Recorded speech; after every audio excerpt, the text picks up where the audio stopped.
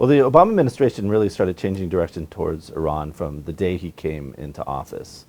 We didn't know it at the time, but President Obama wrote 5 secret letters to the supreme leader of Iran saying that the U.S. wanted a new relationship, kind of acknowledging the wrongs of U.S. foreign policy in the past towards Iran, and very much telling the supreme leader that he wanted to solve the nuclear issue peacefully. So there was a shift from day one. On the other hand, the sanctions against Iran, which did, you could trace back to the revolution of 1979 in some ways, but they really started to accelerate in 2006.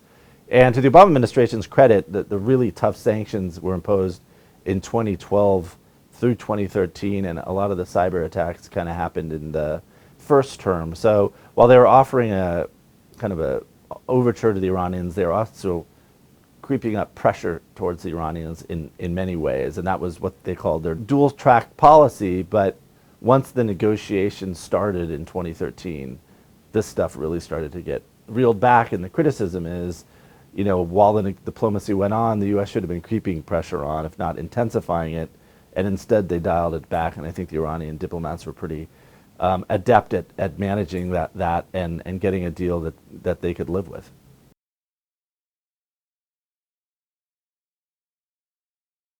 There was a lot of hope that after the agreement in Vienna last year that there would be better cooperation between the West, between the great powers and Iran to solve things like the Yemen conflict, the Syria conflict. I personally have not seen much of a shift in U.S.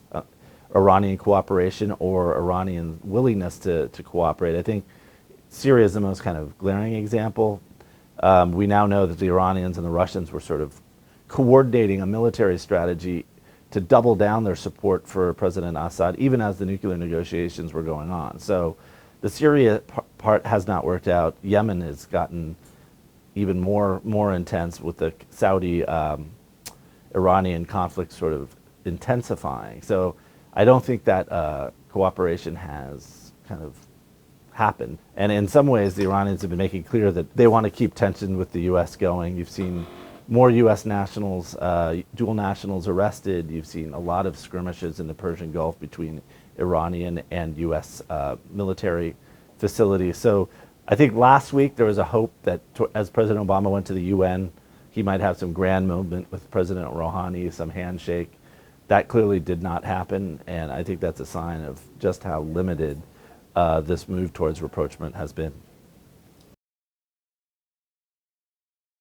The Obama administration overtures to the Iranian regime really started from 2009 with these letters between President Obama to the Supreme Leader Khamenei. But the negotiations itself, the secret negotiations, began in mid-2012 under Ahmadinejad's government, and then there was another secret round in Oman in March 2013. So the process really did start before Rouhani's election. I'd argue that a combination of the sanctions and Rouhani's election allowed this process to accelerate. I think if you really look at it, the really tough sanctions on Iran, which were imposed in mid-2012, really were only in play for about a year before they started to get wound back. But I'd argue they played a role in this kind of accelerated talks in 2013.